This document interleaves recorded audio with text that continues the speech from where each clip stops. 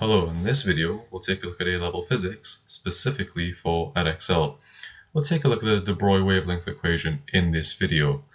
So specification point 86 states that we need to understand how diffraction experiments provide evidence for the wave nature of electrons. And specification point 87 states that we need to be able to use the Broglie wavelength equation, which is given as lambda equals the ratio of Planck's constant to momentum of the given particle. So, in 1905, Einstein published a paper explaining that light is made up of discrete packets of energy, which are known as photons, which would explain the results of photoelectricity experiments. Now, the dual nature of light is referred to as the wave-particle duality. In 1924, a well-known French scientist by the name of Louis de Broglie hypothesized that if light can exhibit particle-like behavior, then particles such as electrons can exhibit wave-like behavior. And in 1927, physicists Clinton Davison and Lester Germer of Bell Labs performed an experiment where they fired electrons at a crystalline nickel target. The experiment showed that the electrons behaved like waves in that they exhibited a diffraction pattern when they scattered off the crystalline structure of the nickel target. So these two scientists basically helped prove Louis de Broglie's hypothesis. And Louis de Broglie also came up with an equation which would show the relationship between the wavelength of an elementary particle, such as an electron, which is given by the ratio of Planck's constant to momentum of that particle. And here we have two questions that I've taken from EDEXCEL past papers.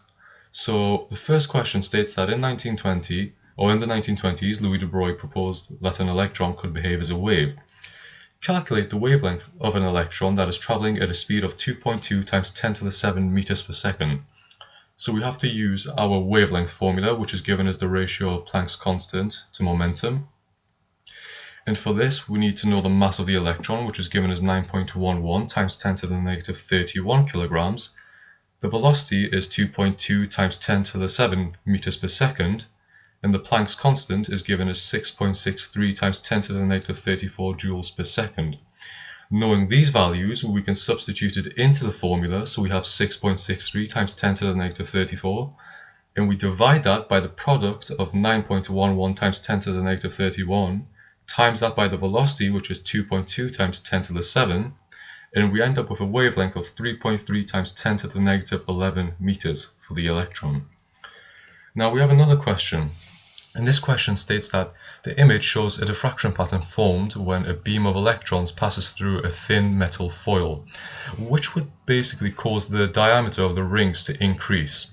So if we look at our formula, which is given as the ratio of Planck's constant to momentum, to have an increase in the diameter of rings, the momentum would have to decrease, therefore the wavelength becomes larger, so the diffraction pattern spreads out. So for that, the answer would be 5b, decreasing the speed of the electrons in the beam. Thank you all for watching. I hope this video has been useful and cleared any questions anyone's had on de Broglie's wavelength equation. Thank you and goodbye.